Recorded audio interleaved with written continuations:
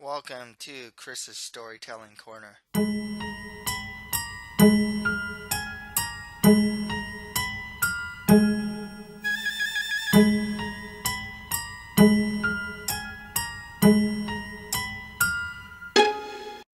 This is Christopher Muldong. Today I'm going to do a reading of Homesickness, pages 4 to 6. Be sure to also check out my manga review for Dawn of the Arcana, volumes 1 to 3, and movie review for The Devotion of Suspect X. Next week, I'll have a manga review for Dawn of the Arcana, volumes 4 to 6, a reading of Homesickness, pages 7 to 11, and a movie review for The Guardians of the Galaxy, volume 2. You can check out my author's website at www.chrismuldong.com. You can buy my first novel, a fantasy adventure called The Mustard Prince in the Convent Kingdom, for $4.99. Also, for $2.99, you can buy my short story collection, a collection of 10 short stories into horror, fantasy, and realistic fiction genres. This story is in that collection. Check out my Twitter page and author's Facebook page. Links to all these will be provided on the description. Don't forget to subscribe, share, and comment to this channel if you're on YouTube, or follow, share, and comment on this channel if you're listening to this on SoundCloud. If you're listening to this on iTunes or Stitcher, please rate, review, and share this channel. So, we're just going to pick up where we left off. So, let's continue reading Homesickness. They pass by old shops until they reach a residential neighborhood consisting of one-story homes with lush, green front yards and uncoiled hoses. Buicks, Cadillacs, and classic cars are the vehicles of choice for many of the residents, and they seem particular about keeping them clean.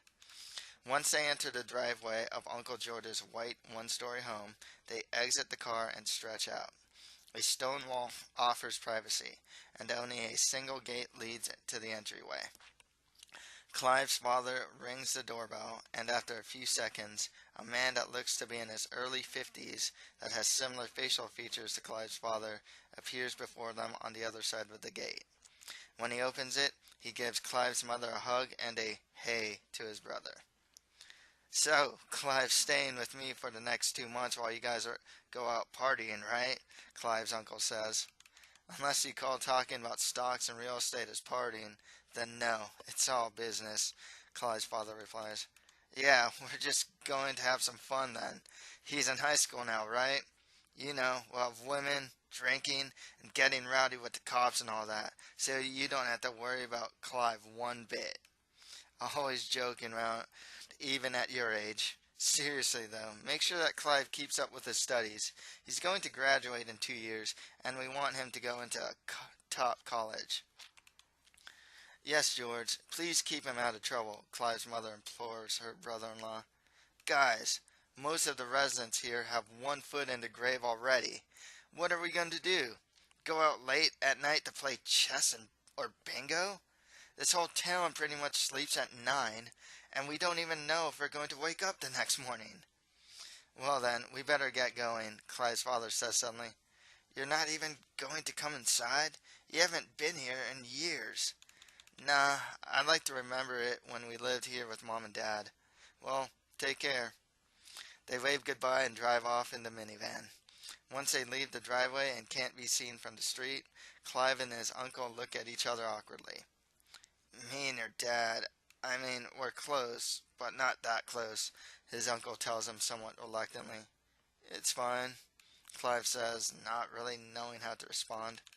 Entering the home, an old person smell permeates the air.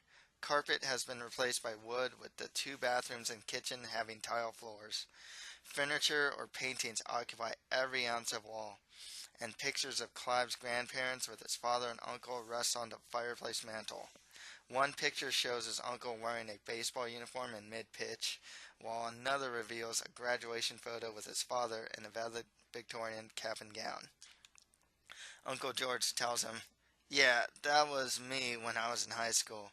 I could pitch so well that a catcher's mitt would have steam coming out of it when he caught my ball. Busted my shoulder up really good, though, and I had to stop playing." He examines his nephew, who is just standing idly. "So, are you into anything? I know that your parents have You studying all the time, but you can't tell me that you actually like sitting behind a desk and reading a math book all day. I like movies, I guess. Nothing else, really, Clive responds hesitantly. Okay, movies are cool. Any type of movies? Don't tell me romantic comedies. I mean, I've seen a couple, but it's the same thing. Boy meets girl, they like each other, but some obstacle gets in the way, and they eventually get together in the end, Clive says with a hint of enthusiasm that surprises his uncle. Well, it's good seeing you open up. Look, kid, I just have to tell you that I don't have any rules here. I know your parents want you to study on all that, but I really don't care. Just don't just don't disturb the neighbors or cause any trouble, and everything will be good. Uh, that sounds cool. Let me show you to your room. They walk down the hallway and enter the room across from the master bedroom. Only a bed, desk, chair, and closet exists in between its white walls. This used to be your dad's room, George tells Clive. Clive puts his luggage in the room, sits on the bed, and stares off in deep thought. After a few minutes, he looks at the desk and thinks about studying. He sifts through his luggage, and a Blu-ray falls out. He thinks about asking his uncle if he could watch it, but he puts it away and gets his science book. Taking a deep breath, he sits at the desk and opens it. I'm coming in. I hope you're not in your underwear, his uncle says as he comes in. They look at each other, and then his uncle glares at the book. I told you that you don't have to study here if you don't want to. Go outside and do something instead of being cooped up in here. I don't have any friends in this town, and I don't really know anyone. You're not going to if you stay here all summer. You told me that you like movies, right?